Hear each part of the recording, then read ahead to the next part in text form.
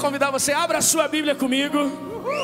Evangelho de Mateus, capítulo 25, verso 1. Evangelho de Mateus, capítulo 25, verso 1. Fala da parábola das 10 virgens, diz o texto: o reino dos céus será como as 10 virgens que pegaram suas lamparinas e saíram para encontrar-se com o noivo. 5 delas eram insensatas e 5 prudentes. As 5 insensatas, em algumas versões chamam ainda de tolas, não levaram óleo suficiente para as suas lamparinas, mas as outras 5 tiveram bom senso de levar óleo de reserva. Como o noivo demorou a chegar, todas ficaram sonolentas e adormeceram. À meia-noite foram acordadas pelo grito: vejam, o noivo está chegando. Saíram então para recebê-lo. Todas as donzelas se levantaram, prepararam as suas lamparinas. Porém as 5 tolas pediram às outras: por favor, deem um pouco de óleo, pois as nossas lamparinas estão se apagando. As outras porém responderam: não temos o suficiente para todas. Vão e compre óleo para vocês. Quando estavam fora comprando óleo, o noivo chegou. Então as 5 que estavam preparadas entraram com ele no banquete de casamento. A porta foi trancada.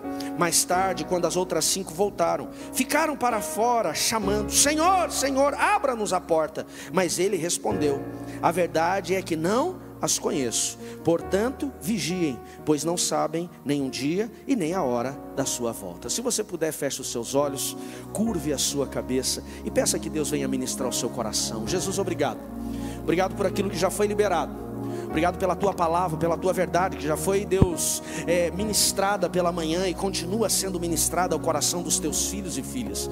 Que essa palavra ela cumpra o propósito, que o Senhor possa nos trazer a direção, que o Senhor possa ministrar, ó Deus, a instrução, que nós possamos ser sensíveis e nada venha roubar a nossa atenção para aquilo que será ministrado nesta noite, em o nome do teu Filho Jesus. Que nós possamos ter o nosso foco na verdade do Senhor, e não apenas como ouvintes, mas que aquilo que ouvirmos possamos praticar. Se tem algo em nossas vidas que precisa ser alinhado segundo os princípios desta passagem, traz-nos esta clareza, Espírito Santo, que o confronto necessário possa nos permitir viver o processo de mudança nas áreas e nos pontos que precisam ser mudados. Esta é a minha oração, em o nome de Jesus. E aquele que concorda, diga: muito obrigado, Cleizinho. Esse texto da parábola das 10 virgens, ele é um conjunto de histórias, Erickson, histórias com E, que Jesus conta. São várias parábolas que ele vem contando, que ele vem ministrando. Mas aqui nós encontramos um conjunto de 3 palavras, de 3 parábolas, Karine, que falam da volta, dos sinais dos últimos dias e da volta do Senhor. É interessante que todas elas vão falar de 2 grupos de pessoas. A primeira parábola que Jesus fala é do servo fiel e do infiel. A segunda parábola que ele fala é das 10 virgens. São 2 grupos, as sábias e as tolas. E o terceiro grupo que nós encontramos, a terceira parábola que nós encontramos são dos talentos, que fala daquele que multiplica e aquele que não multiplica os seus talentos. É muito interessante que Jesus ele em todas elas está falando de pessoas que estavam preparadas e não preparadas, pessoas que estavam esperando ou não estavam esperando. Porém hoje o meu objetivo não é pregar sobre a escatologia. O que é a escatologia? Gerson conhece bem, que fala da revelação do futuro, do que está para acontecer. Nós vamos encontrar a escatologia muito prática no livro de Apocalipse, livro de Daniel, que eram revelações dos últimos tempos, dos sinais dos últimos tempos. Por mais que essa palavra, o seu contexto todo seja escatológico, Jesus ele já começa dizendo o reino dos céus. Quando fala do reino dos céus, eu já ensinei vocês, reino dos céus fala da salvação eterna, fala da morada eterna, fala da morada com o Senhor nas mansões celestiais, fala do céu. Então Jesus ele está preparando exatamente isso. Porém o meu foco hoje não é escatológico. Não quero pregar sobre a preparação da volta de Jesus, mas eu quero ser um pouco mais prático. Quero fazer uma aplicação mais prática segundo o que o próprio texto apresenta. Uma situação, pode baixar um pouquinho para mim, ficou alto. Um pouco mais prático dentro daquilo que nós encontramos no texto, para o nosso dia a dia. Então se você gosta de teologia, gosta de escatologia como eu amo a escatologia, eu quero que você entenda que hoje a nossa aplicação não estará dentro da volta de Jesus. E não estou dizendo que não vai acontecer, pelo contrário, sabemos que vai, estamos esperando. Mas o que o Espírito Santo me trouxe essa mensagem, a semana que eu desejo compartilhar com vocês, ele vai trabalhar muito mais sobre esse momento que nós vivemos, essa virada de ano, o início de um novo ciclo, o início de um novo ano e principalmente do que vamos viver. Bom, trazendo essa rápida introdução de todo esse processo que vamos trabalhar na história das 10 virgens, eu quero chamar muito a atenção, já que não será escatológico, numa avaliação prática do texto, qual é o resultado que estas moças estavam esperando. Tinha um resultado. Quem eram essas virgens? Elas eram donzelas, moças, que foram convidadas para serem damas de honra de um casamento. E essas 10 moças se vestiram, se prepararam para entrarem neste casamento, para participarem da celebração deste casamento. E essas 10 moças então, elas tinham pelo menos 3 expectativas. A primeira expectativa é que o ambiente onde elas estavam, a porta fosse aberta. Uma porta fosse aberta para que elas pudessem acessar a festa. Elas estavam para o lado de fora. A segunda expectativa era encontrar o noivo, que aqui a Bíblia vai chamar de o Senhor, fazendo um paralelo ao próprio Senhor Jesus, o noivo. O terceiro, Mateus, que nós vamos encontrar, a terceira expectativa é de participarem de uma festa de casamento, de uma celebração. Como eu falei para vocês, não numa visão escatológica, mas uma visão bem prática. Quando nós avaliamos os resultados que estas moças esperavam, fica muito claro dentro do coração de algumas pessoas sobre o que ele deseja talvez viver nesse novo ano. O novo ano, o novo ciclo, algumas pessoas estão esperando o quê? Que portas sejam abertas. Se eu pedir para levantar a mão, eu sei que muita gente vai levantar a mão. Portas profissionais, portas de um negócio, porta de um negócio, portas financeiras. Quem está me entendendo, diga amém. Quem tem uma expectativa que portas se abram este ano? Quero ver, levanta a sua mão. Olha quanta gente. Temos expectativa que portas se abram. Segunda aplicação que nós encontramos aqui, segunda expectativa destas moças, era elas entrarem num ambiente de celebração, de festa, um casamento.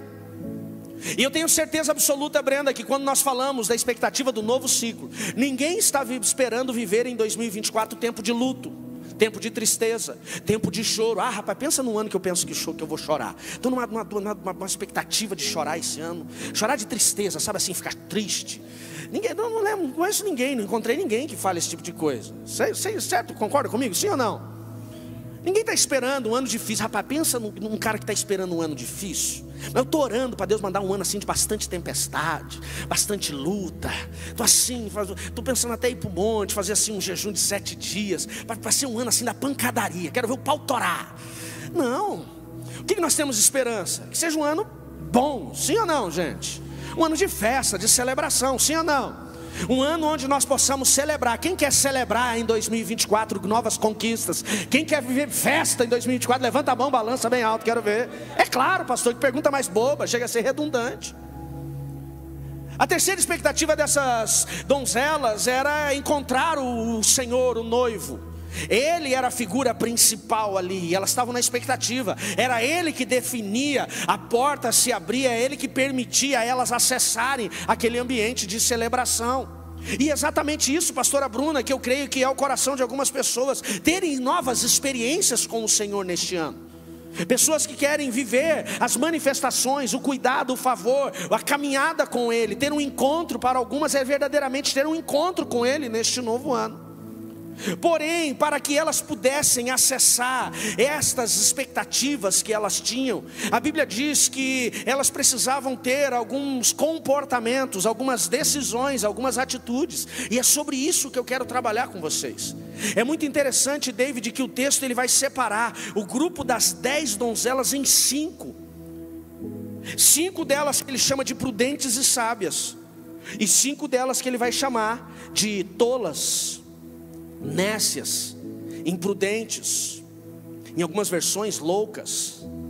O que eu acho interessante, quando a primeira vez que eu ouvi da parábola das 10 virgens, eu era muito criança, deveria ter lá meus 8, 9 anos de idade. Quando eu vi o pregador falando das 10 virgens, as 5 loucas, eu ficava imaginando 5 malucona mesmo, sabe?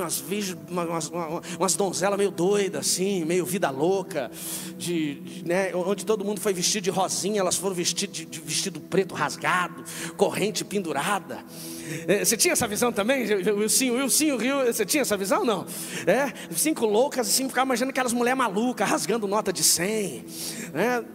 Mas quando você avalia, isso é louco, rasgar nota de 100 é doidinho.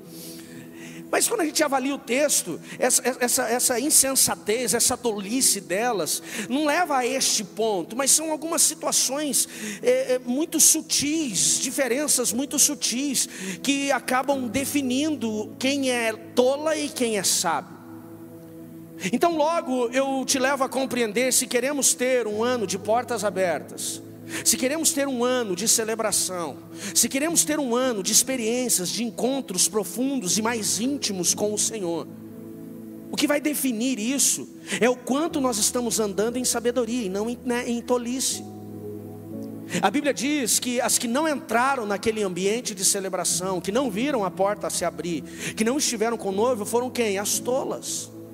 Logo eu entendo, Liliane, que se você espera um ano de sucesso, um ano de romper, um ano de favor, um ano de bênção, o que vai definir o seu ano de sucesso, de bênção e de favor, não é o quanto você profetiza que 2024 vai ser o melhor ano da sua vida, mas o quanto você está andando em sabedoria e não em tolice. Nós não definimos, carioca, não apresentamos como sábios e tolos pelo que falamos, mas sim pelas nossas atitudes. Porém, algumas pessoas, elas não se apresentam como tolas, por mais que as suas atitudes sejam tolas. Eu não lembro dos meus 18 anos de ministério pastoral, mais de 26 mil aconselhamentos eu fechei agora em dezembro de 2023. Eu não lembro de alguém que entrou, Lise, na minha sala, no meu gabinete de aconselhamento, dizendo assim: rapaz, eu vou dizer para você, eu sou tolo, eu gosto de ser tolo, eu escolhi ser tolo. Eu não encontro.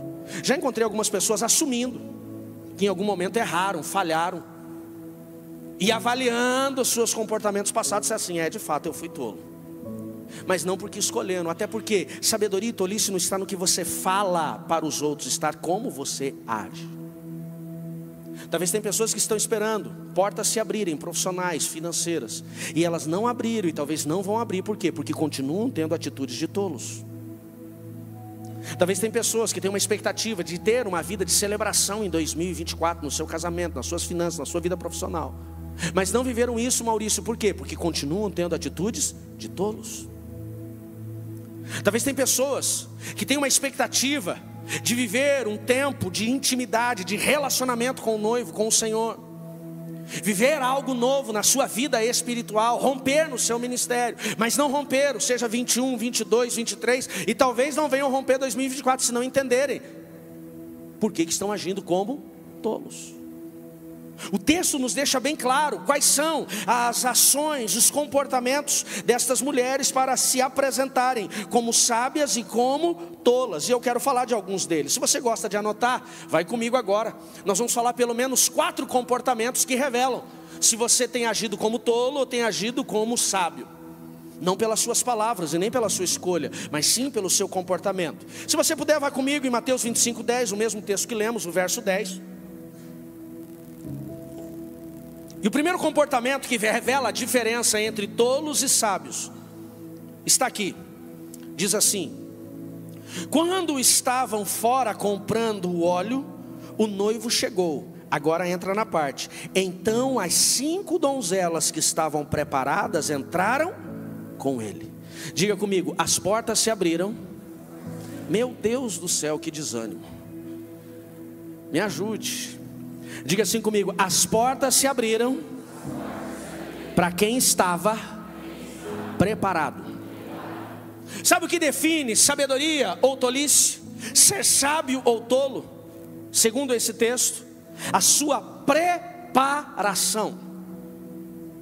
Preparação. A Bíblia diz que as 10 esperavam, apenas 5 estavam preparadas.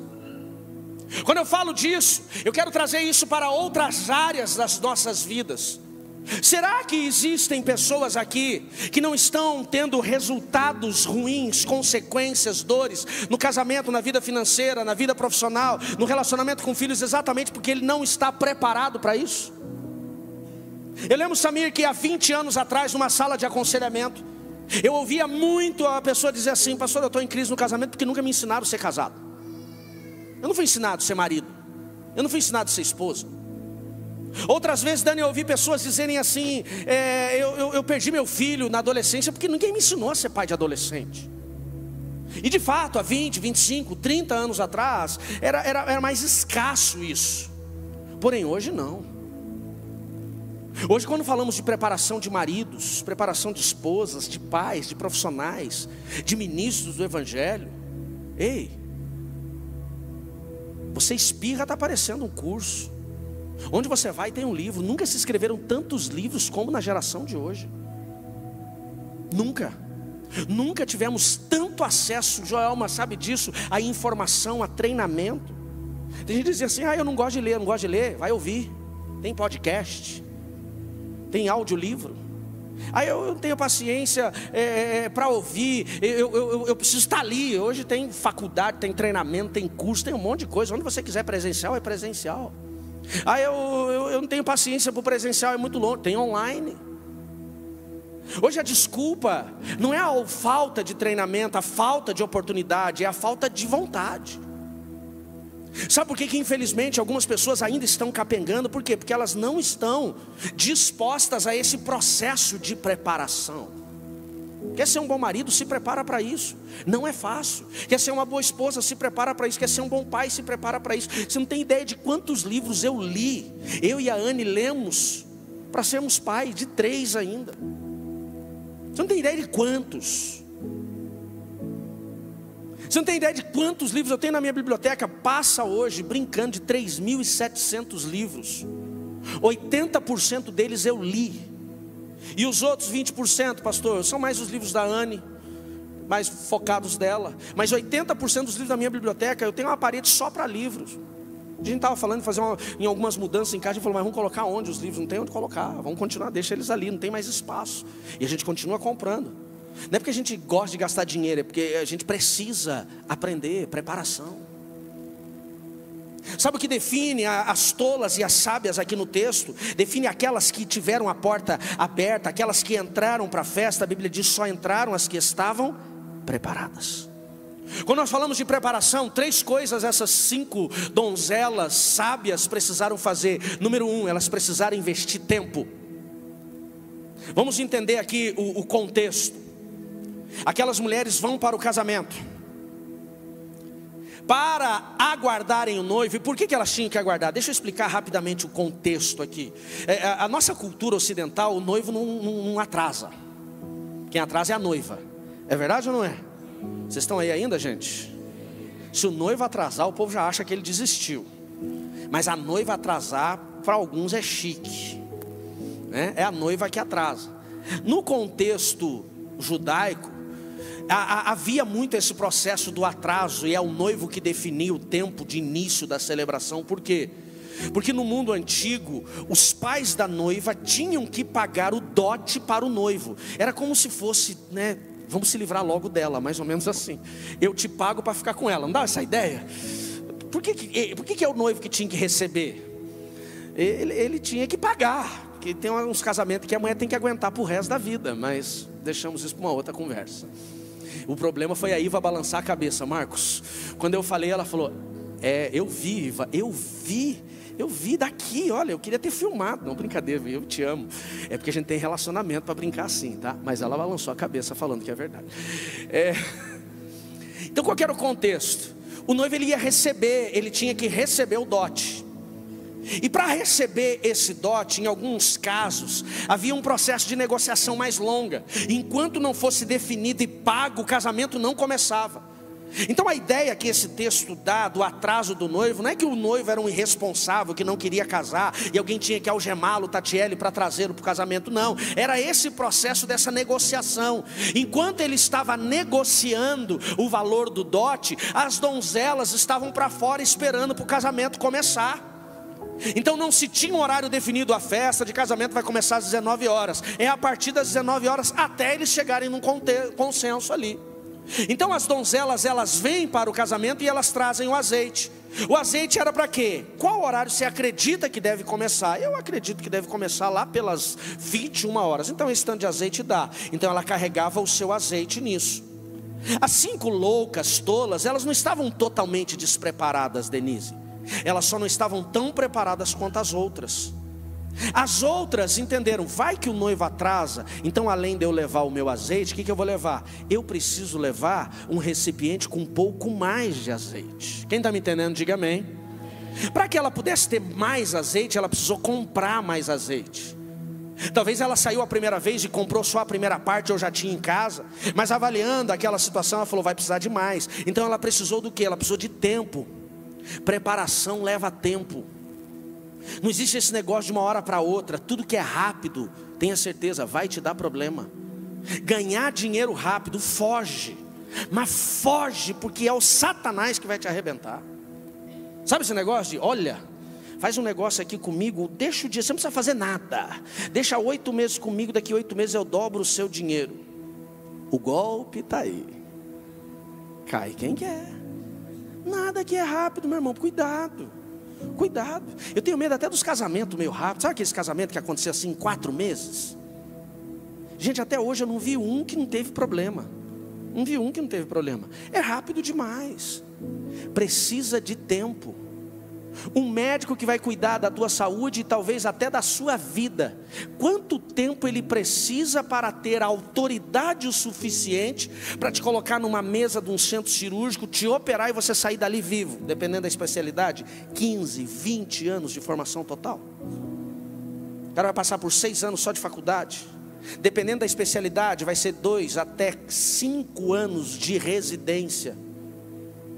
Aí o cara terminou a residência, ele está pronto. Não, meu irmão, vai ter que ter muito consultório, vai ter que ter muito PS, vai ter que ter muita experiência para poder chegar num nível, ou seja, para que ele tenha autoridade. Por isso ele tem que estudar, ele tem que ter tempo.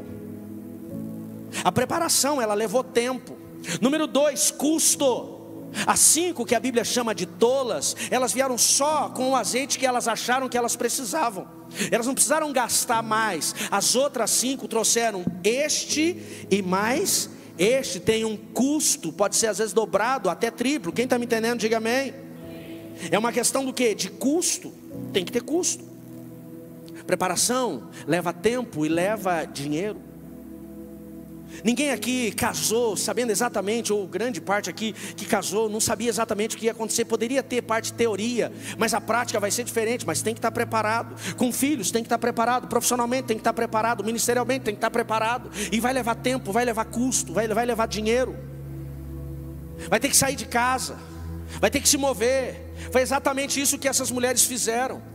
O que vai definir o teu e o meu sucesso em 2024, se as portas vão abrir, se nós vamos acessar esse ambiente de festa, de celebração, se nós vamos ter experiências mais íntimas, é estar exatamente naquilo que eu estou preparado. Sabe por que vemos tantas heresias sendo pregadas dentro de algumas igrejas? Sabe por que vemos tantas coisas malucas hoje nas redes sociais em nome do evangelho, que você olha e fala, isso não tem nada de evangelho? Gente que não está preparado. Gente que quer viver só o processo do movimento. Não é nem o mover, é só o movimento, mas não tem preparação, não tem capacitação. Algumas pessoas, elas querem até ridicularizar a preparação, a capacitação, o estudo. Não existe isso. E a letra mata. Você entendeu o contexto quando a letra mata, no contexto lá de Coríntios? Tem nada a ver com aquilo que você está achando que é. Tem nada a ver. Em tudo que eu e você vamos viver em 2024, se queremos o William Mar romper, precisamos de capacitação. Se prepare. Posso ouvir um glória a Deus por isso? Se prepare para ser um bom marido, se prepare para ser uma boa esposa, se prepare para ser um bom pai, se prepare para ser uma boa mãe, se prepare para ser um verdadeiro cristão, se prepare para ser um bom profissional, se prepare para gerenciar o seu dinheiro, se prepare para administrar a sua casa, se prepare. Isso não é uma mensagem de coach não, gente, isso aqui é Bíblia. A Bíblia diz que quem entrou eram as que estavam preparadas, capacitadas, elas se prepararam para aquilo. Deixa eu fazer uma pergunta. Aqui não precisa levantar a mão, pergunta retórica. de pessoas que talvez tenham passado dias difíceis no seu casamento. Quantos livros sobre relacionamento matrimonial você já leu na sua vida? Pergunta. Pessoas que estão passando ou passaram por dificuldade na criação dos seus filhos. Quantos livros sobre criação de filho você leu? Pessoas que estão passando por problemas financeiros. Quantos cursos de finanças você fez? Quanto tempo da sua vida você investiu para aprender a gerenciar dinheiro, administrar dinheiro? E aí nós não sabemos, Kevin, por que as coisas não estão acontecendo? Por que a porta não está abrindo? O texto diz, faltou preparação. Quem está me entendendo, diga amém. O que define então, o que vai definir tolos e sábios, é essa questão. Às vezes nós passamos por situações difíceis, que não alcançamos, não conquistamos em 2023, 2021, que portas não se abriram, aquele concurso não passou, aquela vaga não foi sua, aquela porta não abriu, ou aquela porta que abriu fechou rápido demais, e aí a desculpa é culpa do diabo. Satanás se levantou, vamos repreender. E o diabo talvez está olhando e falou, eu não fiz nada não, é a sua ignorância. Olha o que a Bíblia diz, o meu povo perece porque lhe falta. Sabe por que nós andamos tanto em treinamentos, capacitação, formação? Por que vivemos tanto isso? Não é porque eu sou professor, não é porque o meu chamado é também de mestre, é porque eu já vi muita gente ser destruída, arrebentada, gente que era boa, gente que tinha potencial, Bruno, mas não tinha capacidade, capacitação, preparação. E aí é mais fácil culpar o diabo, é mais fácil colocar nas costas do inferno. Pastor, então o inferno é bom? Não é. Diabo é diabo, só o nome diabo já revela quem ele é. Mas tem coisa que ele não precisa nem trabalhar. A ignorância, ela tira o serviço dos demônios. A ignorância tira trabalho do inferno. Onde tem ignorância, o diabo não precisa nem fazer muito. A própria ignorância leva à destruição. O meu povo perece porque lhe falta. Lá em Oséias 4:6, Deus não está falando dos povos ímpios, dos povos pagãos. Ele está falando do meu povo, o povo de Israel está sendo destruído, perecendo, apodrecendo, porque não se preparou. Quer romper 2024? Tome decisões diferentes. A gente começa o ano e a gente fala assim, eu vou fazer faculdade, eu vou fazer uma pós-graduação, eu vou fazer o 3D, esse ano eu faço a EVC, esse ano eu vou fazer uma escola de homens, esse ano eu vou fazer, esse ano eu vou estudar, esse ano a gente vai perder peso, esse ano vai fazer academia, esse ano vai fazer tanta coisa. Não é? A questão é, quando a gente vai começar? Muitas vezes não começamos por quê? Porque somos procrastinadores.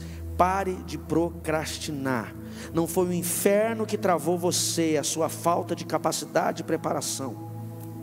Se prepare. Quem está aí ainda, diga amém.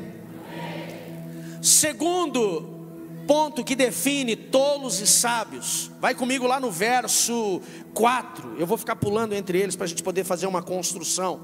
Verso 4. Diz assim. Mateus 25:4. As 5 donzelas insensatas não levaram óleo suficiente para as suas lamparinas, mas as outras 5 tiveram o bom senso de levar o óleo reserva. Pastor, o que definiu aqui as tolas e as sábias? Sabe o que definiu além da preparação? As sábias fizeram algo a mais. Pastor, como é que eu posso ser sábio nesse ano? Como é que eu posso romper nesse ano? Como é que eu posso ver as portas se abrirem neste ano? É exatamente aqui, faça algo a mais. O que define aqui a diferença entre sábias e tolas é que as sábias fazem mais do que lhe foi pedido. As tolas fazem só o que elas achavam que precisava. Carregou só o que precisava. Pastor, agora virou meio uma aula assim motivacional. Não, meu irmão, isso aqui é Bíblia. Ambas foram preparadas para o casamento, mas teve um grupo que fez algo a mais. Sabe qual que é o maior erro que muitas pessoas estão cometendo? O cara só faz o que lhe é pedido. E talvez é por isso que as portas no emprego não abriram, por isso que a promoção não chegou, por isso que as coisas não aconteceram. Pensa num cara que se irrita com gente que trabalha ruim, sou eu. Tem umas pessoas que eu olho que eu falo assim, sinceramente, Deveria estar desempregado mesmo. Nossa, pastor, que falta de sensibilidade. Tem gente que é ruim demais. Agora nas férias, fui ao mercado pegar uma farinha panko. E é um mercado que eu não conhecia, estava fora da cidade. E eu fui pegar aquela farinha, fiquei procurando nos corredores, não achei. Encontrei um rapaz fazendo reposição. Perguntei para ele: meu amigo, onde eu encontro a farinha assim, assim? Ele falou, ele não falou, ele fez assim. E eu sou meio cego, meio porque metade daqui eu não enxergo, então é meio mesmo. Eu fiquei olhando aquela negócio. E meu irmão, parece que quando você está procurando, parece que você não acha. Eu não é. Cadê os homens desta igreja? Digam amém. Diga para mim, meu irmão, agora sim, que as mulheres não nos ouçam. Não tem umas coisas que tua esposa esconde de você só para você ficar pedindo? É verdade ou não é? E elas têm um poder de teletransporte, que você não sai do lado da geladeira, pergunta onde está, ela fala, está aí. Só para você passar vergonha, você procura, não está. Quando elas chegam na parede, eu acho que elas devem fazer um curso de mágica. E ela deve esconder. Fala, cadê a manteiga? Ela fala, está aí, onde? A cabeça delas é um negócio assim, não pode, meu irmão, não pode ser tanta habilidade. Elas assim, está atrás da vasilha do feijão, ao lado do leite, junto da maçã. Você olha e fala, não tá. Ela fala, tá. Você fala, não tá, não tá. Aí você se irrita e fala, então se tá aqui, vem procurar. Você fala, agora eu vou mostrar. Ela só faz assim. Fala, porque isso não é mágica. Isso é coisa do Satanás, viu? Só pode ser. Acontece na casa de vocês? É o inimigo, acontece lá, pastor? Lá em casa acontece também. Eu falei, você deve ter escondido, só pode ser. Eu olhei. E no mercado foi a mesma coisa, Marcos. Mais ou menos, lá é mais violento o negócio, viu? O Marcos disse que lá na casa dele, ela olha e fala assim, se eu achar eu faço sem engolir. Ela não fala, hoje eu encarnei, né? Hoje eu peguei. E eu olhei aquele negócio, não estava. Eu quase gritei, amor, onde está a panko? Ela ia achar. E eu olhei e voltei e falei, meu amigo, desculpa, eu não achei. O cara olhou para mim, e ele não foi tão doce quanto a minha esposa. Ele foi em cima da panko e fez assim, opa, espirrou água. Eu olhei, apareceu. Mas ele poderia ter sido mais simpático. Não custava ele ser simpático, mas tudo bem, né? Eu atrapalhei o trabalho dele. Então quando eu coloquei a farinha na minha cestinha, eu saí e falei, meu amigo, olhei o crachá dele, vi o nome dele, falei, meu amigo, muito obrigado, tenha um bom dia. Ele não olhou nem na minha cara. Aí fiquei com a raiva, fiquei bravo. Tem gente, tudo bem que ele não estava sendo pago para mostrar onde estava a farinha, ele é pago para ser repositor ali, mas não custa fazer algo a mais. Chama-se isso de plus. Não custa. Faça algo a mais para seu esposo. Não é uma questão de merecimento. A gente olha e fala assim, ele não merece. Tem marido que não merece, tem esposa que não merece, tem filho que não merece, tem gente que não merece. Não é uma questão de fazer se a pessoa merece ou não, é uma questão sua. Sabe o que define sabedoria? É quando você faz algo que as pessoas não estão esperando. Quem está entendendo, diga amém. Sabe o que definiu as sábias das tolas? Aquelas que levaram o óleo de reserva. Porque quando eu faço juarez, quando eu levo a mais, quando eu faço o algo a mais, sabe o que eu estou revelando? Excelência. Estou falando em excelência. Olha o que a Bíblia diz: tudo que você fizer, faça como se fosse para Deus. Você teria coragem de entregar o teu trabalho, o que você faz no teu trabalho, para Deus? Você teria coragem de servir a comida que você serve para o cliente, para Deus? Vamos pensar nisso.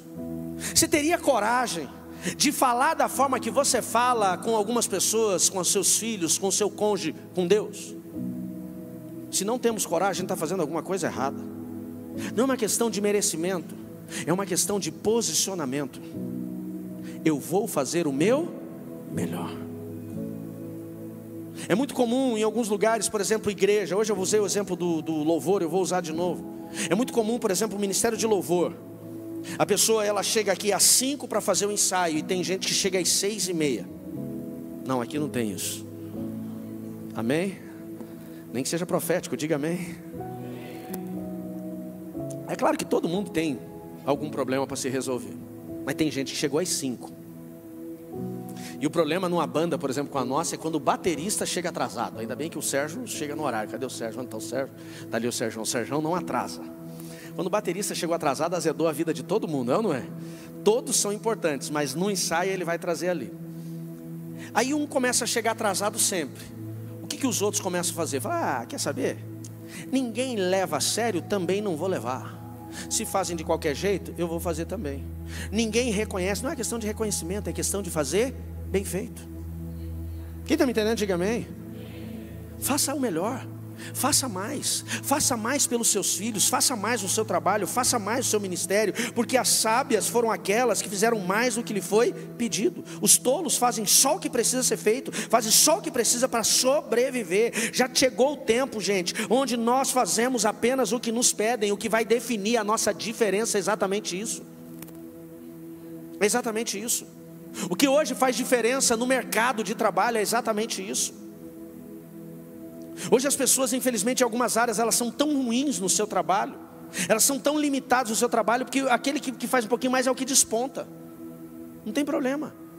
É o a mais que vai fazer a diferença. Porque eu vou fazer aqui porque ninguém está vendo, eu vou fechar a porta, ninguém está vendo, mas Deus está vendo. Seu gerente não está vendo, seu gestor não está vendo, seu cliente não está vendo, mas Deus está vendo.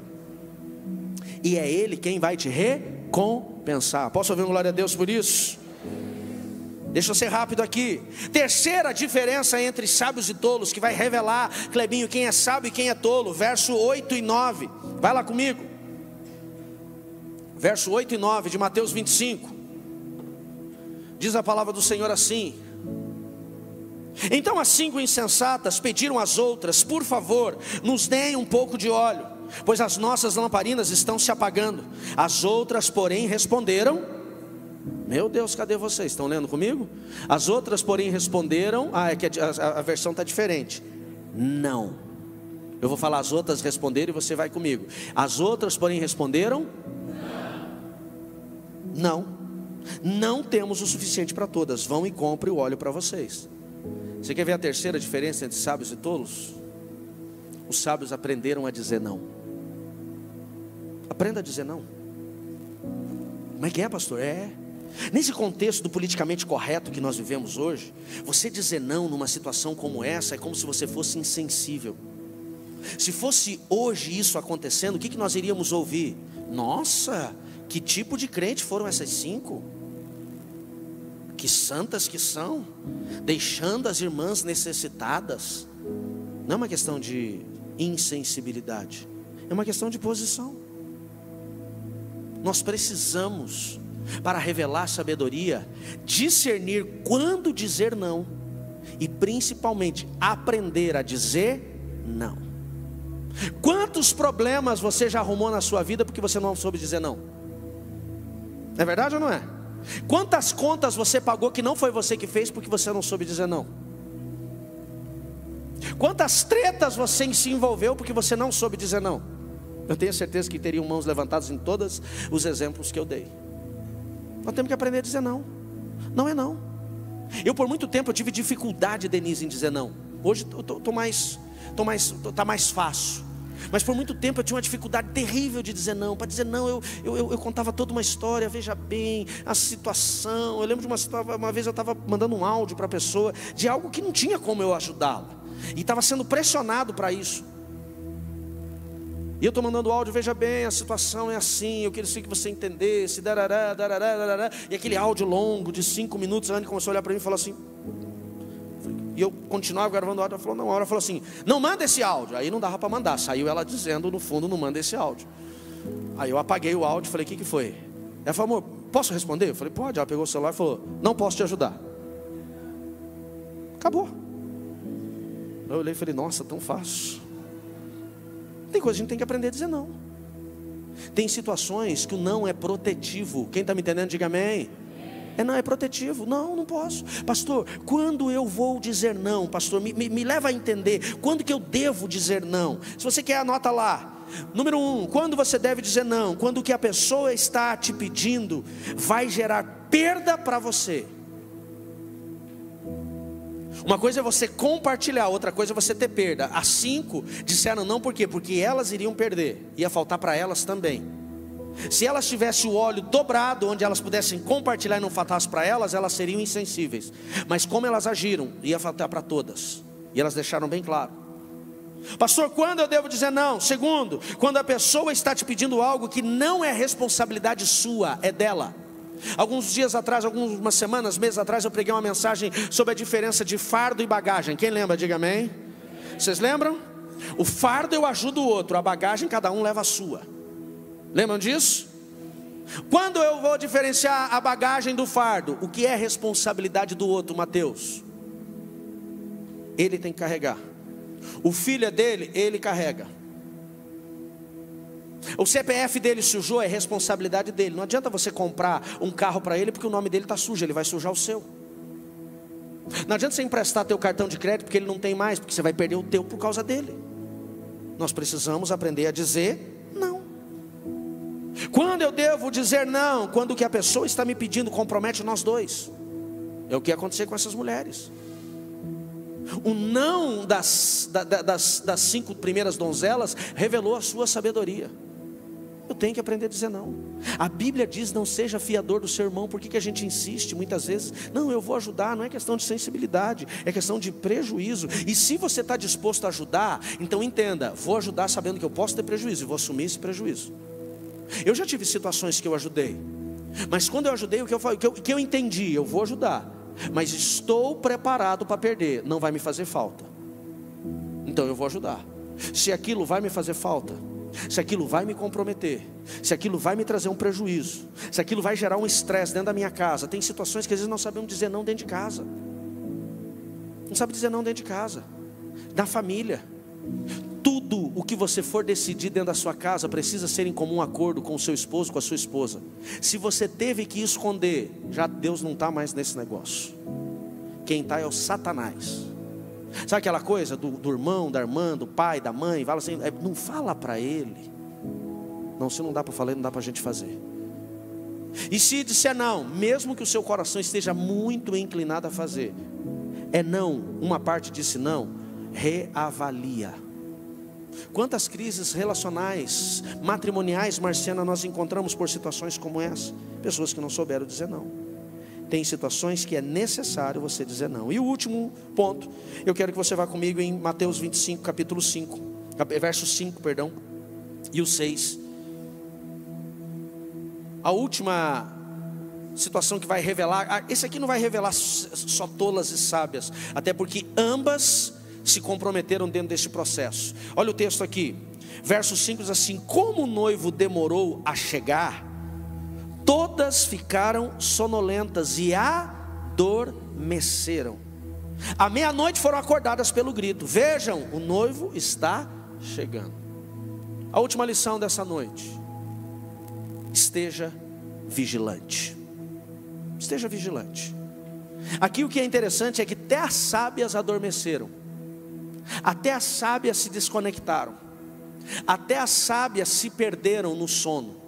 E por conta disso, quando o noivo chegou, elas tiveram que ser acordadas no susto. Pastor, o que fala isso?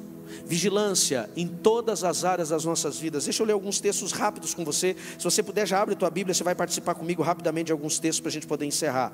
Mateus 26, 41. Quando ele encerra o verso, inclusive, lá do texto de Mateus 25, Jesus, ele deixa bem claro, na última parte, diz: a verdade, as que não os conheço. Portanto, vigiem, pois não sabe o dia nem a hora que o Senhor volta. É uma questão comum. Tanto sábios e tolos podem não estar preparados para algumas situações. Quais são essas situações? Mateus 26, 41.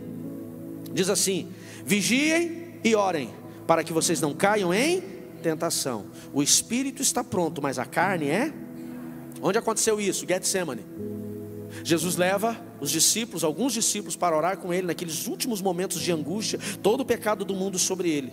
E a Bíblia diz que ele vai à frente para orar, e quando volta encontra aqueles discípulos dormindo. Olha de novo aí, dormiram. Os discípulos caminharam com ele 3 anos, preparados e capacitados por ele. Aqueles que dariam início à sua obra chamada igreja, dormiram. E Jesus diz assim: vigiem, vigiem, porque a carne é fraca. Pastor, para que eu tenho que estar vigilante? Primeiro, para as tentações. Essa semana eu conversava com uma pessoa e eu dizia: confesse tentações para não precisar confessar pecados. Não tenha vergonha nem medo de confessar tentação. Marcelo, deixa eu abrir meu coração com você. Estou tendo um problema aqui, rapaz. Quando eu vou para minhas redes sociais, eu às vezes tenho uma vontade de acessar umas coisas que não deveria. Confesse tentação. Só em você confessar, muitas vezes aquilo já, só o confessar ele já vai te colocar numa posição de proteção. Só em confessar, sem nem ter recebido talvez um conselho ou uma ajuda. Por quê? Porque você sai do lugar onde você estava escondido. Vigia, vigia. Jesus diz: vigie e ore para que vocês não caiam em tentação. Esteja vigilante. O que tem te comprometido? O que te comprometeu em 2023? O que comprometeu em 2023 foi que você encontrar certas pessoas, algumas pessoas que falavam mal da vida dos outros. Então para de encontrar com elas. Vigia suas amizades, vigia seus relacionamentos. O que comprometeu você, o seu casamento em 2023? Certos amigos. Quando você saiu com eles, isso comprometia. Você ia para onde não deveria ir, falou o que não deveria falar. Então vigia. Para que vai ficar expondo a sua mente a umas coisas que são desnecessárias? Quem está entendendo, diga amém. Vigia. Vigia, vigia na conversa mole. Vigia que aquela irmã, quando eu digo irmã assim, né, falando da mulher, aquela irmã bandida da empresa, sabe? Tem uns decotes meio esquisitos. Vigia com o irmão bandido na empresa, que vive elogiando. Vigia, para que vai ficar dando conversa?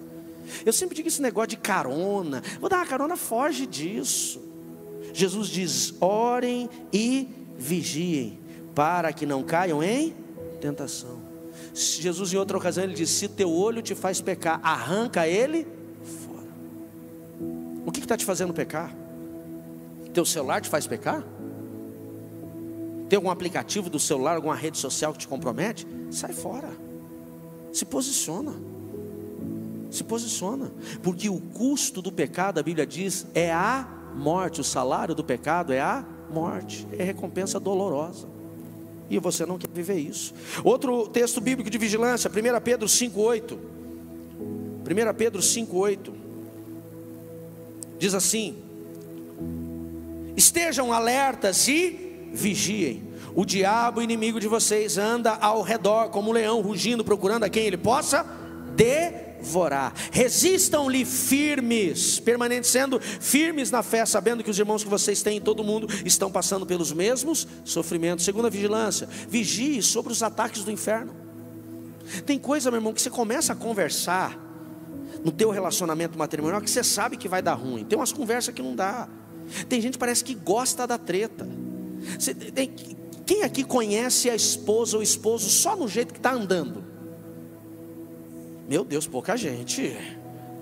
Meu irmão, acho que do jeito que a minha mulher respira, eu já sei como é que está. Depende de como ela está respirando, eu já começo a fazer isso. Tem umas coisas assim, Nani. E tem gente que é tolo, o cara não vigia. Ele diz assim, vigie, porque o inimigo está ao derredor. Meu irmão, às vezes é o próprio Satanás que está arrumando aquela conversa. Não, falando sério, é verdade ou não é? Vamos discutir a relação. Tem discussão, meu irmão, que não vai levar para lugar nenhum, só para treta. Tem coisa que não adianta. Tem coisa que você começou a conversar, não adianta você insistir. Tem assunto que não vai te levar a lugar nenhum. Para a conversa, sai do ambiente, não desrespeitosamente. O jeito que a pessoa está falando, às vezes a pessoa está esperando. Uma vez o cara falou para mim, rapaz, eu estava tão nervoso que eu saí doido para arrumar alguém na rua para encrencar. Eu estava doidinho para o cara buzinar para mim, que se o cara buzinasse eu descia e ia arrebentar ele de bala. Ele estava armado. E quantos desses a gente encontra? Meu irmão, o cara buzinou, xingou você, abençoa ele. Abençoa. Uma vez eu estava na Rápida, aquele dia o cara estava endemoniado. E ele passou e ele me fechou e ele buzinou. Eu não sei se eu fiz alguma coisa, provavelmente devo ter feito alguma coisa, mas não era nada tão violento. E ele parou do meu lado, baixou o vidro, começou a me xingar. E eu baixei meu vidro e falei: meu amigo, me perdoe. Ele falou: como é que é? Eu falei: me perdoe, desculpa. Levantou a mão e foi embora. Acabou a conversa dele ali. Acabou. Ele estava esperando que eu abençoasse ele, não é? De um outro jeito. Ele esperava que eu falasse alguma coisa, que eu xingasse. Ele esperava que eu nem abrisse o vidro, ele ia ficar me perseguindo. E no passado, pensa num cara que tinha um problema com o trânsito, que perdia o controle no trânsito. Mas para quê? Eu aprendi a vigiar. Tem coisa que não vale a pena, seja dentro de casa, fora de casa, no trabalho. Veja o diabo ao derredor. Tem coisa que você vai ver o Satanás falar: não vou entrar nessa. Quem está entendendo, diga amém. Terceiro e último texto, Lucas 21:34. Lucas 21:34. Ele diz assim: tenham cuidado de não sobrecarregar o coração de vocês com libertinagem, bebedeira, ansiedade da vida.